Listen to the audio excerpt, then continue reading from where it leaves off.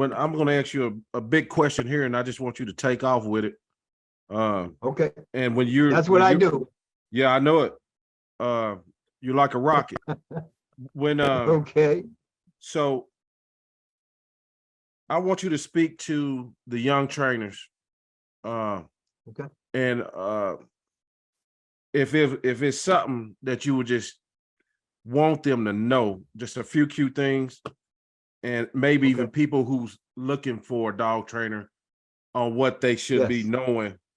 Yes. Could you go ahead and just spill your heart out right now? Yes. First, on dog trainers, what they should know. I think the dog trainers should know that their job is to train their mission. They should learn what their mission is. Again, I think sport and frisbee and jumping off docks and things of that nature, even agility. I love agility. I think that they're important, but they're not essential. Personal protection is essential. And so if you are teaching sport, then please don't masquerade it as protection, because sport is based on police dog training. And it uses that philosophy and that science to create those types of dogs. Police dogs are police dogs. They're not suited for civil owners, for regular people. A police handler, that's his job. He has to be certified every 6 months that he's doing his job properly, that his dog is still up to snuff. Whereas when you train, when these sport trainers train a dog, there's nobody regulating them. There's no regulation. And so a trainer really needs to know what they're doing. Are they doing sport and saying it's protection, or are they doing protection? So I'm a protection trainer, so I'm going to take myself as the model. When someone calls me, when somebody calls me, I have questions for them. And the first question is, who's in the house? Are there children in the house? That's my first question. Whether they're doing obedience and or protection. My first question is, are there children in the house? And that goes back to the hierarchy that dogs have genetically transcribed in their own brains and genetics. Somebody's the alpha or the strongest. Then there's somebody else on the next level. And then there's somebody who is at their level or less. And those are usually children. Dogs are more physical and emotional than they are logical. People are logical. Dogs go on, I'm stronger than you, I'm faster than you. And as a matter of fact, you're scared of my mouth. They learn that early. And so dogs tend to, I don't want to say victimize, but pick on who they think is less. They tend to obey who they think is greater, and not obey or care about those who they consider less. That's what this popcorn therapy is about, when you read it in the book. And so that's my first question. Are there children in the house? And then my next question is, are there old people in the house? Because the dog has to respect everyone that's there. So when I ask these questions, that will govern how much fire I bring up out of this animal. Whereas the sport trainer, his whole goal is biting. I don't care what sport trainer it is. When you really drill down and ask them real questions, especially even about their program, biting is the goal, not protecting. Pursuit and apprehension is the goal of the police dog. Sport is watered down police training.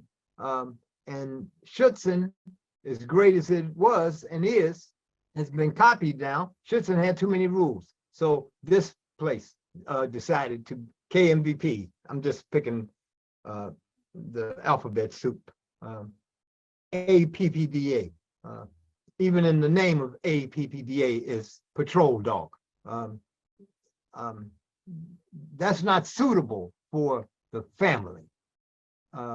So I ask those questions. I asked if a young single woman calls and wants training, especially if they show up, and especially if they show up with their boyfriend. I asked them directly in front of him, is this the first boyfriend you've had? And of course, always the answer is no. Well, if it's not the first one you've had, I will say to them directly, then it's probable that he's not the last one. So this dog, if you're going to train for personal protection, has to be trained to protect you. Because at some point you might say, I don't want to be with you no more.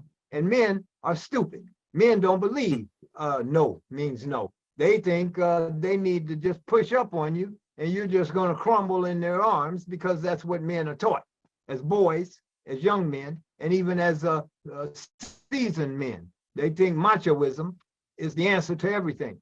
Sometimes even they will get mad, want to punch holes in your wall, scream and holler at you, threaten you, be physically imposing. Well, if you have, if that young lady has shared this dog equally, I will not let her boyfriend handle her dog when I train. I know this sounds very extreme. This is not popular, but this is correct. If it is, if they have old people in the house, old people reach for things, maybe they shake a little bit. They are not as strong. And so you don't want to break as much trust, because trust breaking is part of defense, but you have to, a little bit of trust breaking goes a long way. So a lot of times, if you're not thinking with the trainer brain, you're thinking with the agitator brain, you're going to always try to leave them with a monster.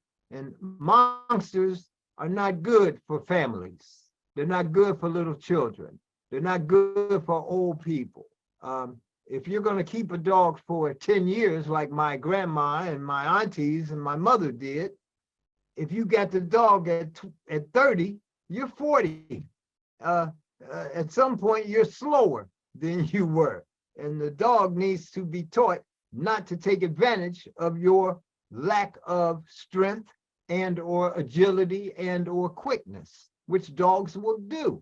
Sport is basically about athleticism. To handle, which that's another subject, and hopefully at some point we'll talk about handling as a real subject. It's different. You may have blew your knee out 3 years ago or just last month. Your dog can't say, oh, you're not fit anymore. I'm going to take over now and be less submissive. So I ask these questions. I'll even ask, what made you decide you wanted to do protection? Did you look out the window and see a creepy person trying to look in your house? Or I ask those questions because those are the things that are essential. First off, it lets the prospective client know that you are all about what you claim to be about, their personal protection. Excuse me. Let me turn this off. So that's what the trainer, a real trainer, a real protection trainer needs to know, these particulars about who's in the household. Then, of course, the dog, how old, what kind of dog. And so here's a big thing that I learned. Earl taught me this. Sport guys, a lot of times have their own dogs. They have a litter. They want to sell their dog. So the church lady shows up with her dog, who's a mope. The church lady dog been called baby and come here, honey, and go lay down, sweetie. Its whole life. Then it shows up and it doesn't have the requisite drive, is the word, drive, you know. And so they'll tell the church lady, well, this one don't got it. But my boy, my cousin, my friend, he's got a litter with a lot of drive, or he has one himself. Well, you can't, if you're a real protection dog trainer, you can't tell the church lady, get rid of her dog, because she looks at that dog as part of her family. Most people do. If you're a real trainer, you're going to do your best to train this dog to come to some level of protection. Some level of protection is better than no level of protection. But what is not better is overdoing it. Sport trainers want to create monsters, biting monsters. Ask any of them. Don't tell them what your question is about. Just let them talk, and you'll hear. Go look at them on the internet, now that there's an internet, and you'll see. It's about biting. Well, a protection dog does a lot more than just bite. Police dogs are taught to bite and hold with devastating bites. That's why most police dogs cannot be called out of a bite. They got to be choked out of a bite. Police dogs bite policemen more than normal people's dogs bite them because they're interfering with the bite. A personal protection dog has to know why it's working, who it's working for. And it cannot be, I'm working for the bite. It has to be working for the person, for the household, for the family. And that is a different approach, a different methodology, a different science.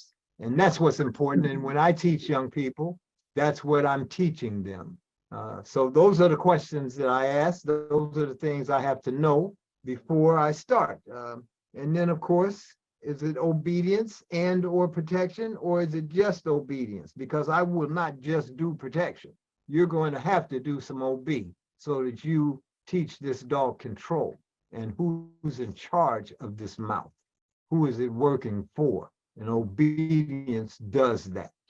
I hope I didn't say too much, but go ahead. You have more. No, you ace.